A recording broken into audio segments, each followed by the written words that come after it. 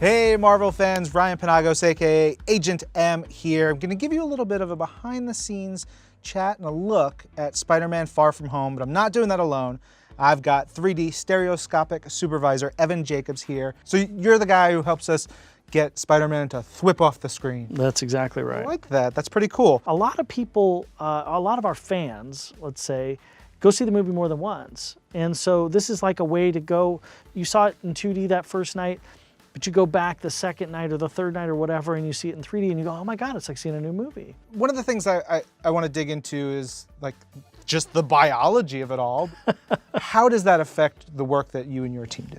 Well, if you think about it, we experience the world in 3D all the time, right? With our two eyes taking the world in, and our brain is taking those two separate images and fusing them and giving you what we call depth perception. When you go to the movies, for many years, it's been flat, which in a weird way is what people have come to think is normal. 3D in the cinema, though, is a little bit different than 3D in real life in that it's actually a magic trick of sorts, but we're gonna trick your brain into thinking that things are have dimension and depth. But at the end of the day, you put those glasses on and hopefully it feels like Spider-Man's right there with you. You know, in the trailer for Spider-Man Far From Home, we saw this like water creature, we saw the big fire monster sort of destroying the bridge and like all these things that Spider-Man is up against. Of all the fun elements in play in Spider-Man Far From Home, I would imagine the most is Spider-Man himself, because he's Spider-Man. He's the greatest superhero of all time. Well, what's cool about him is he does a lot more flying around in this movie, so there's a lot of fun opportunities. Anytime we can get him airborne and off, you know, or shooting webs or whatever, there's a lot of, those are always great because he can bring the audience on the ride with him. I want to talk a little bit about rotoscoping. Yeah, because so much fun. What is rotoscoping in terms of the stereoscopic experience that you're working on? The basic idea is tracing photographed images, right? If you think about what 3D is in the context of a movie, you sort of start with this flat image that would be sitting right on the screen, and then you want some of the things to be identified as distant backgrounds, some in the midground, some in the foreground. And to do that with a flat 2D image that you photographed, you gotta trace the whole thing. So you trace every single thing in the frame that you wanna have on a different layer. Yeah.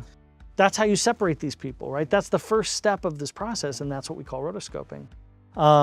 There's a procedural process that would maybe take the edges and stretch them out, but that doesn't look very good. So pretty quickly, you've got to go in and hand paint all that stuff. So you're rotoscoping the entire film? Every single frame. Yeah. I'm trying to process like the amount of people that you need, the manpower, the time, the attention to detail, because it's not a, you know, the way you describe it, it doesn't seem like something just someone like puts their headphones on and blindly does it. No, it is. It's a crazy process, but it's, you know, one of the things that's really fun about it is when you get a filmmaker in at the end of the thing and you've done a sequence and you've taken their film and presenting it back to them in a completely new way, and then they react, you know, as if they've never seen the movie. That's so cool, Which though. is the craziest thing. Yeah, it's really fun. One of the things that I think is, you know, differentiates the Marvel films from some of the other films that are out there in the marketplace that are released in 3D is that we're really involved all the way through. I heard a term as we were starting to put this together, something called a depth script. Yeah. What is the depth script and how does that play into this whole process? If you think about it, 3D can be just like a musical score or just about any other part of a film in that you essentially have a depth script, and you sort of can be like, I can make it very deep in this section because it's going to be a very exciting 3D moment, and then I can give the audience a break and, you know, come down a little bit, and then I go back up again for something else. And that kind of ebb and flow of the process is a creative control that we have so that people experience it. So if you think about it just in the musical context, if you just kept it loud all the time, you wouldn't really know that it was loud. Right. You know, you're not always doing the cool 3D just to do it. Yeah. You're doing it if it affects if it helps the movie. Yeah. Evan, I'm super excited to see this movie. You have completely sold me here on this whole conversation, but for our fans who, you know, have seen it once, maybe haven't seen it in 3D yet, why do they have to see it in 3D? It's a completely different experience than 2D. So the elementals are incredible. There's some other stuff I can't talk about. That's amazing. What? And really, really fun and disorienting and cool and exciting, and it's gonna we're gonna take them on a ride. So it's definitely, I'm very proud of this movie, and I'm proud of the work that we did. There's some of the films that we work on really lend themselves to the format, and this is one of those films. Without avoiding spoilers, I can't tell you much about it, but you got to go see it. I'm telling you, the cameras are off. You can tell me everything. All right. Okay. There you have it, everybody.